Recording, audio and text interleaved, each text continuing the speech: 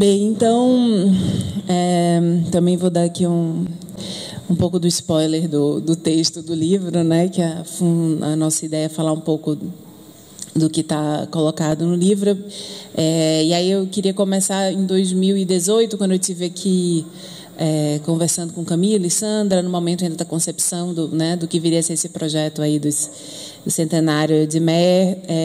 Eu, assim como Gabi e toda a torcida do Flamengo, conhecia eminentemente os galos de Meyer.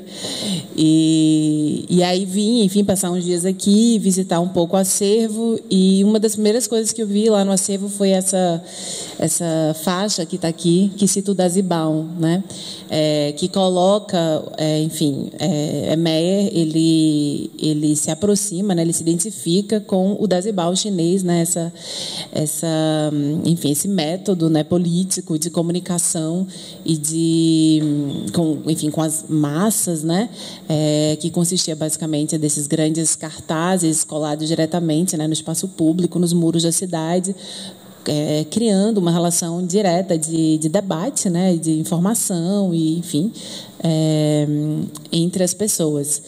E aí, para mim, isso foi muito importante, né, ter visto Meyer se identificar com o Dazibao, né? Se colocar ali como alguém que está fazendo o Dazibao em Florianópolis, porque isso inscreve, né, a intencionalidade política do artista, né? O que ele está fazendo, né, ao escolher o Dazibao como sinônimo é de fato politizar a relação do artista diante do assim chamado povo, né?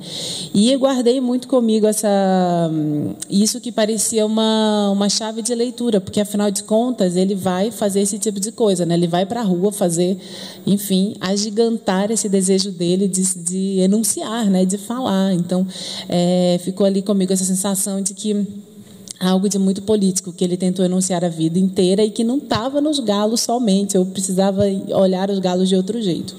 E aí, anos depois, enfim, Camila, Sandra, Gabi começaram a mexer nesse arquivo e trouxeram, enfim, compartilharam comigo alguns desses materiais.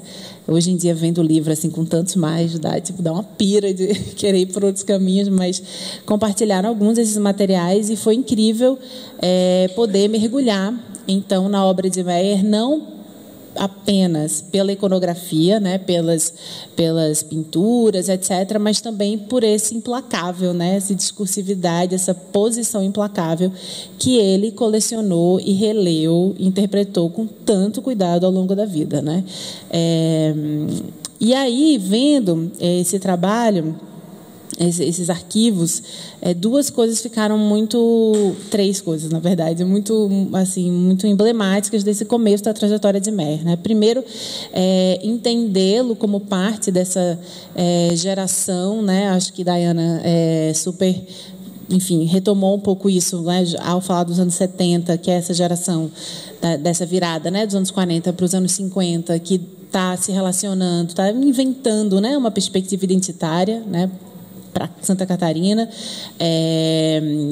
com os vários diálogos que isso vai ter, e assim como aconteceu em vários lugares do Brasil, é uma geração que não necessariamente são pessoas oriundas dos assim chamadas classes populares, né? Muitas vezes são sujeitos brancos, socialmente privilegiados, herdeiros, enfim, herdeiros da história dos latifúndios, né? Da história da própria escravidão, né? E que são de modo geral, essas pessoas mais privilegiadas socialmente, que inclusive podiam ir e vir, estudar em outros estados, né?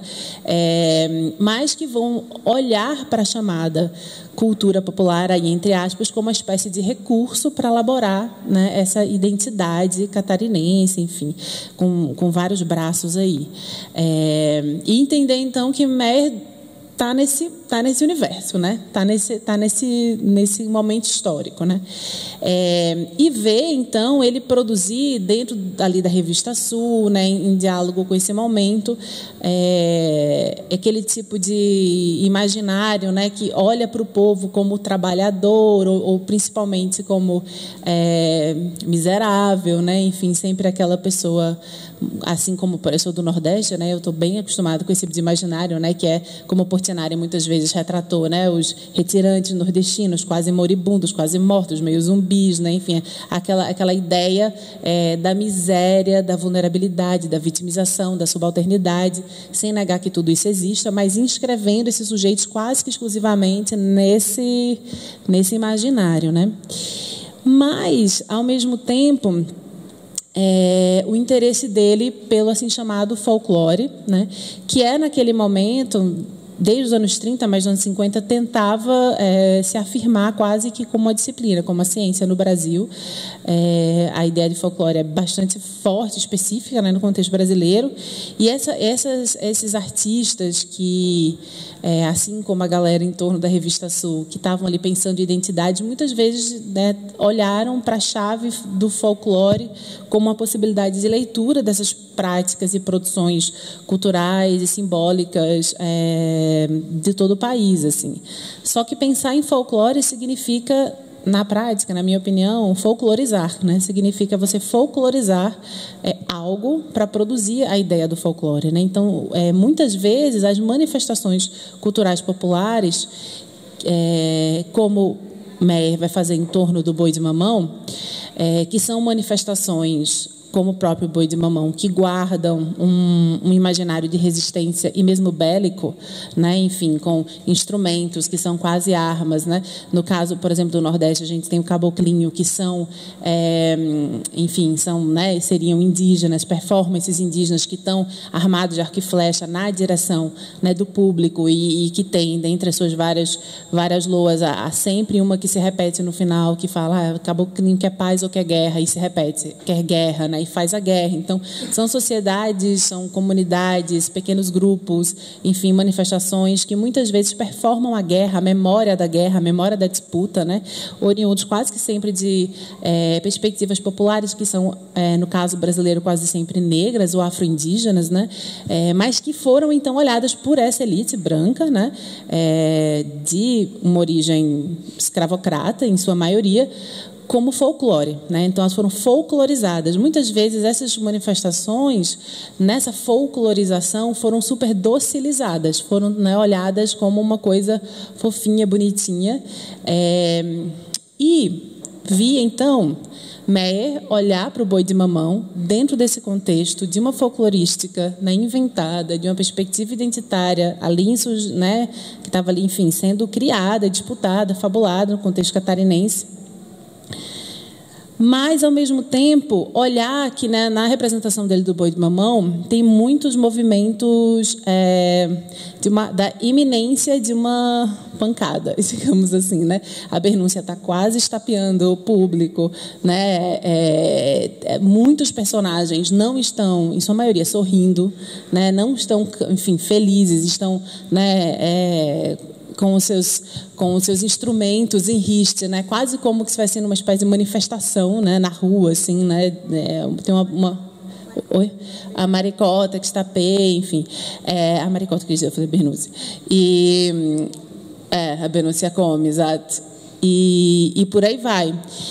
E aí, nesse contexto de vendo, então, né, enfim, ali, tanto quanto discretamente, mas já dentro do contexto folclorizante, né, tendo esse cuidado de olhar para o Boi de Mamão, guardando a memória, né, dessa performatividade do conflito, né, na iminência ali de um enfrentamento, isso me remetia imediatamente a esse artista que, anos depois, nos anos 80, vai falar que ele fazia Dazibal, né, ou seja, que ele está ali por entre um discurso mais ou menos aceito, né, em torno ali da questão do folclore, falando de disputa, né, e, portanto, está disputando, né, uma ideia de arte, uma ideia de contexto social e cultural.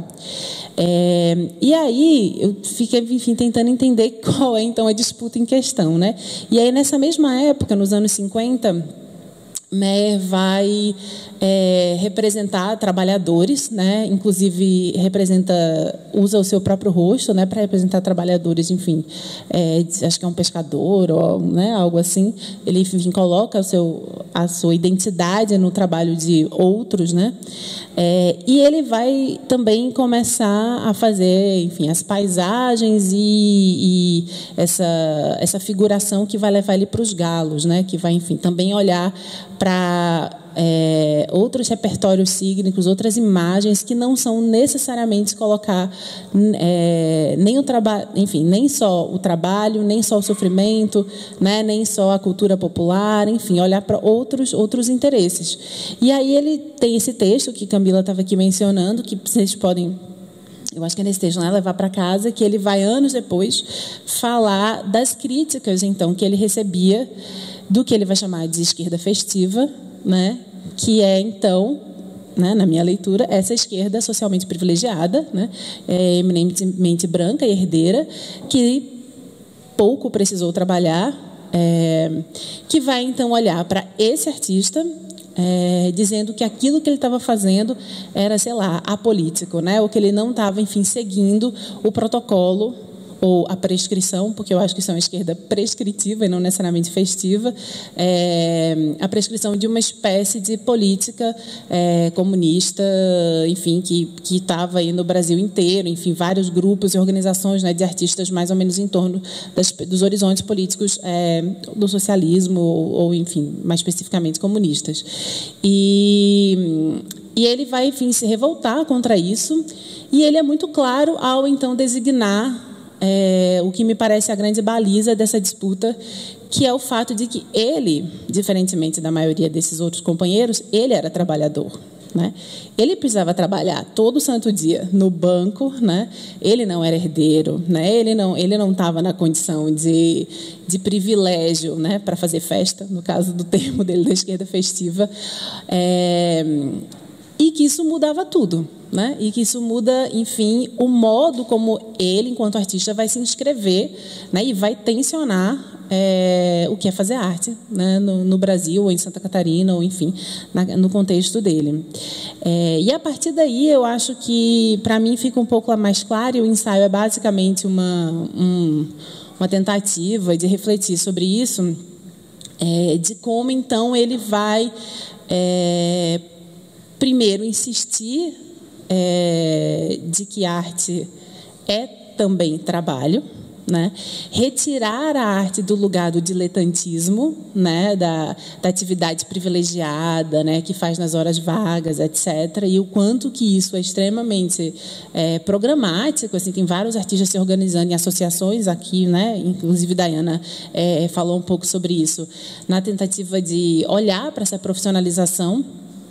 Mas também, além de dizer que arte é trabalho, ele vai, né, quase como uma consequência dessa afirmação, defender e praticar cotidianamente o direito de que todo trabalhador, se quiser, também pode ser um artista, né? Então, ele foi bancário e artista, né? E esse artista não era um artista das horas vagas, né? Fazer arte no banco é quase uma forma cotidiana de performar que eu não estou fazendo arte na minha hora extra, né? Eu não sou um artista amador, diletante, né? Que o meu trabalho é, ao mesmo tempo, ser artista e bancário, porque eu tenho que ter emprego para pagar minhas contas. E eu acho que, né, Camila falou aqui da frase que eu não vou saber repetir, mas que quando ele se aposenta, como é que é? Sem promoção, sem úlcera e sem falta, né? Esse brado, esse slogan, né, dito por ele a vida inteira, também é muito importante, né? Porque, para mim, o que ele está dizendo? Ele está, enfim, nos comunicando o que significava ter um emprego para ele, né? Porque o trabalho dele, o trabalho que ele, enfim, que ele pensava como em afirmação social era ser artista, mas ele tinha um emprego para pagar as contas, né? E esse emprego, a sensação que eu tenho é que ele evita ao longo da vida qualquer possibilidade de a gente reduzir o trabalho dele ao emprego, né? Então, assim, ele não vai fazer um elogio a vestir a camisa da empresa, né? Ser o colaborador, ou enfim, né? Esse tipo de papo furado, enfim, que a gente conhece hoje em dia, que vai levar, no final das contas, para a uberização de todos os, né, trabalhos e empregos, né? Então, ele faz questão de reduzir o emprego ao seu lugar de emprego, né? Mantê-lo no seu lugar e sobreviver a ele, porque ele sobreviveu, ele não teve úlcera, mas também não adota o discurso meritocrático, né? Então, para ele é um orgulho não ter sido promovido, porque né, onde ele queria ter mérito não era no emprego, era no trabalho dele como artista, né? Então, me parece que durante esses... E não optou pelo fundo de garantia. E as faltas que ele tinha faltado justificadamente, porque estava doente, ele compensa no final. Ainda tem uma coisa dessa, né? Tipo, trabalha uns dias a mais para poder nem isso dizer que... Pois é, então a sensação que tem é que ele cria toda uma estrutura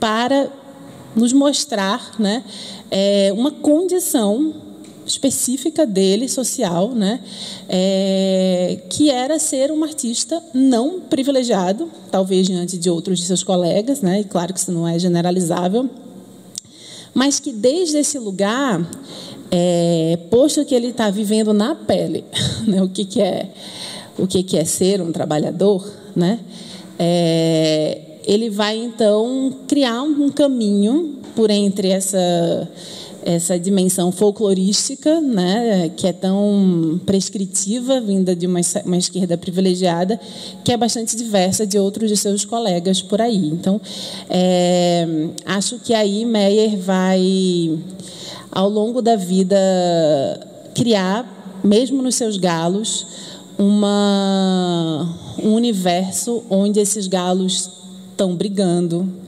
tem sempre esporas muito afiadas, né? Tão como ele, muito esganiçados, né? São alienígenas, né? Enfim, são mil outras coisas. E ele, né, vai, enfim, se identificar com a imagem do galo, né? Ele fala que o galo é como ele, né? E acho que nessa projeção que ele faz, a gente também não pode deixar de lado como o próprio galo, assim como ele, também é esse animal aparelhado, né, para trabalhar, né, posto a trabalhar por nós humanos, né, enfim.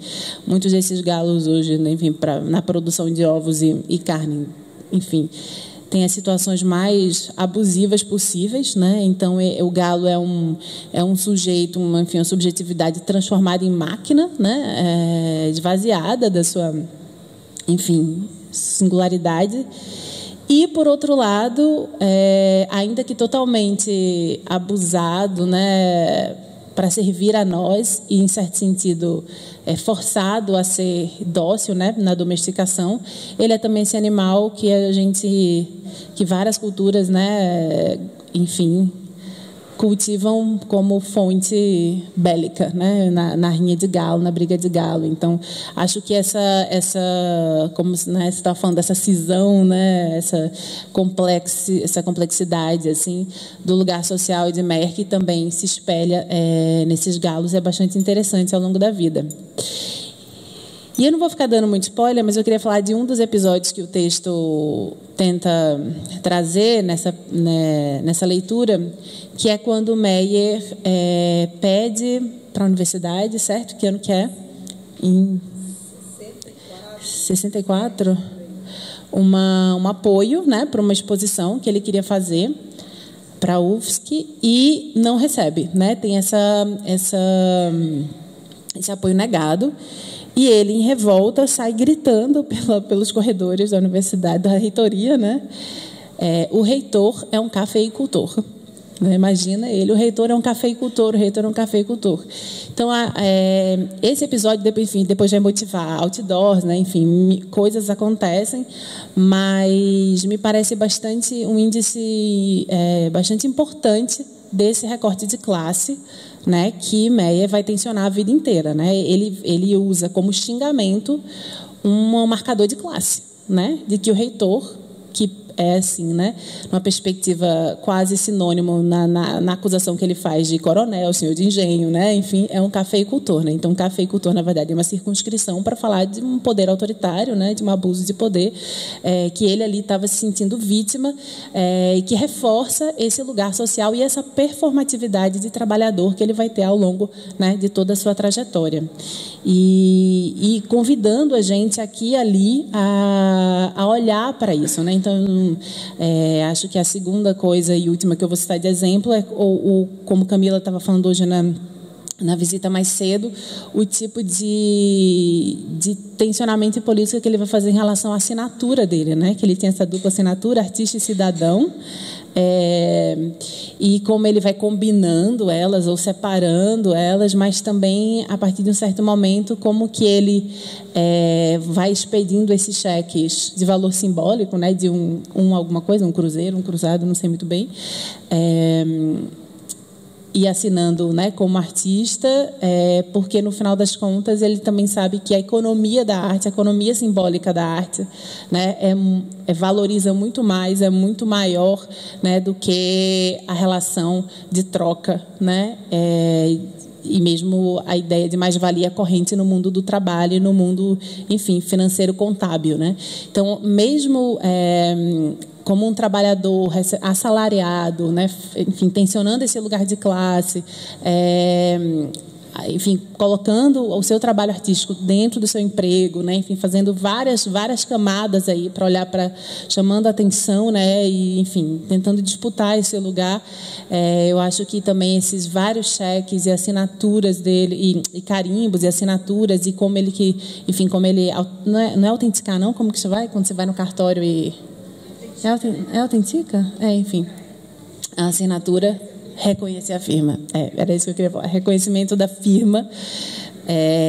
Também falam para a gente de uma artista que estava ciente de como toda essa discussão, que é a discussão de classe, também passa por uma discussão da economia da arte, né, e da lógica especulativa, financiarizada da experiência da arte e do mercado de arte, que agora vem da Ana falar, fica ainda muito mais claro por que isso era tão importante, né, porque ele estava participando, né, no contexto catarinense do surgimento de um mercado de arte, mercado do qual ele participava como artista, enquanto, por outro lado, ele sobrevivia era mesmo do emprego dele, né? Então, inclusive, a questão financeira, né, dessa economia é também um lugar de disputa, né?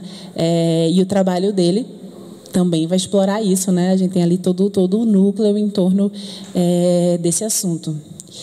E é isso, o texto vai um pouco nessa direção, com exemplos e tentativas de perceber isso, buscando pensar esse artista que fez da sua iconografia supostamente ingênua,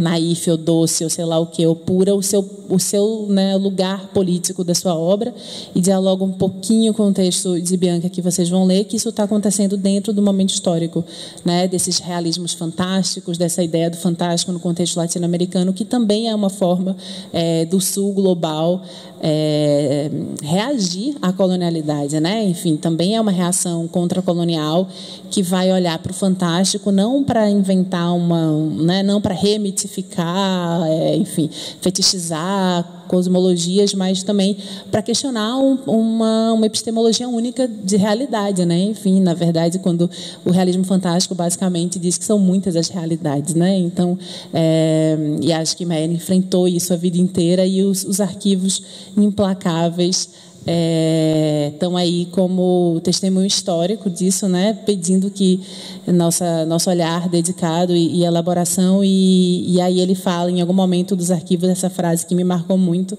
que ele fala que o direito de defesa não prescreve jamais, né? E acho que é sobre isso, assim, é uma reação mesmo contra essa esquerda prescritiva, né, que prescreveu tanto, né, como deveria ser um artista, se ele era ou não artista, se era bom artista, era bancário, era emprego, o que ele tinha que fazer contra essa prescrição continuada. Ele vai então elaborar esse direito de defesa dele, que não prescreve, né? Ele escreve isso não prescreve, e acho que a gente está aqui no meio, né, nessa exposição e nesse livro desse grande direito de defesa que de fato precisa ser, enfim, compreendido por todos nós.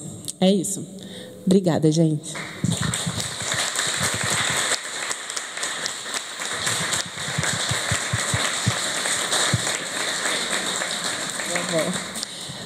Bom, gente, mas enfim, não sei se vocês têm considerações, perguntas, ou se ninguém aguenta mais nada, todo mundo só quer o livro. Acho que é isso, né? Bem, então, se você quer encerrar, Camila, uma coisa, Sandra?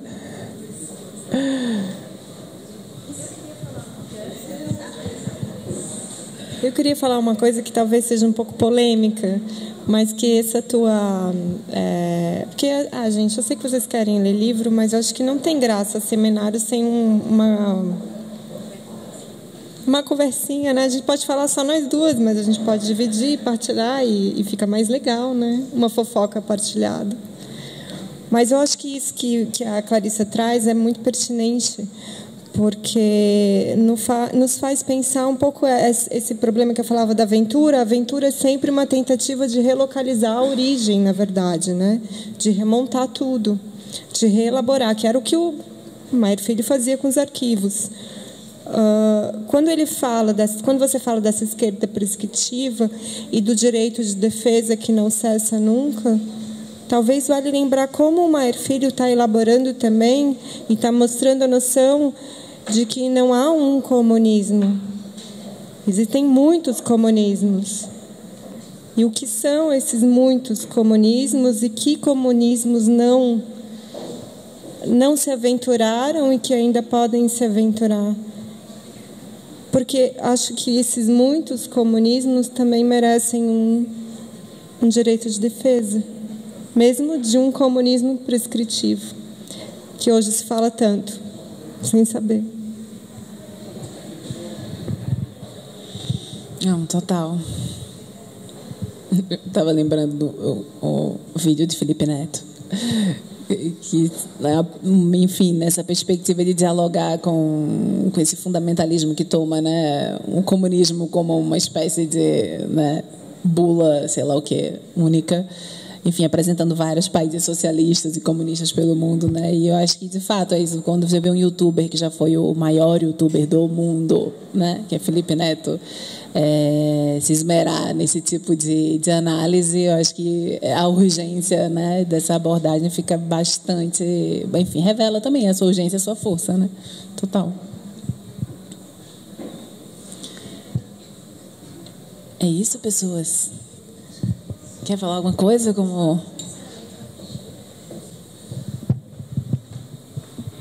Gente, eu queria muito agradecer a presença de vocês.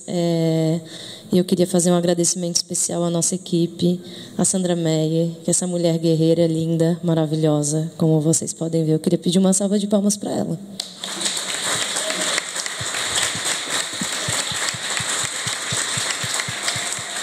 Para ela e para os futuros aqui, herdeiros dessa obra maravilhosa, o Iago, a Iana, o Iael, que estão aqui com a gente.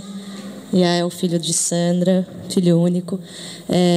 Obrigada pela presença de vocês. Espero que a gente tenha conseguido mostrar um pouquinho do que foi esse longo processo, muitas vezes exaustivo, mas que nos alegra e nos dá uma imensa felicidade de poder compartilhar com vocês, porque foi para isso que a gente trabalhou tanto, né, para que vocês pudessem estar aqui hoje, colocando a mão nesse tijolinho lindo e adentrando esse espaço, né, esse espaço editorial aberto, esse livro aberto que a gente conseguiu construir com muito trabalho aqui nesse museu, mas que é fruto de muitas mãos, né?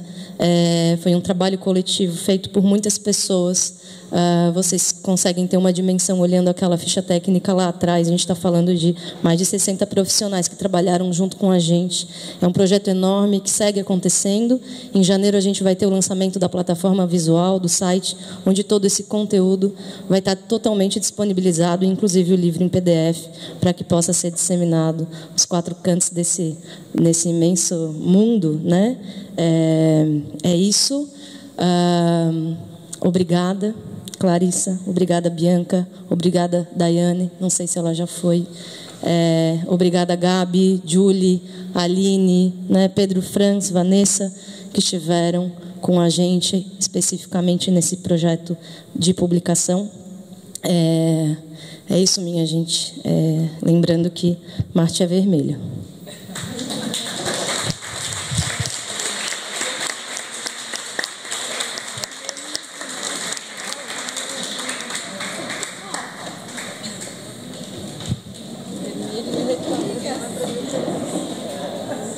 É verdade.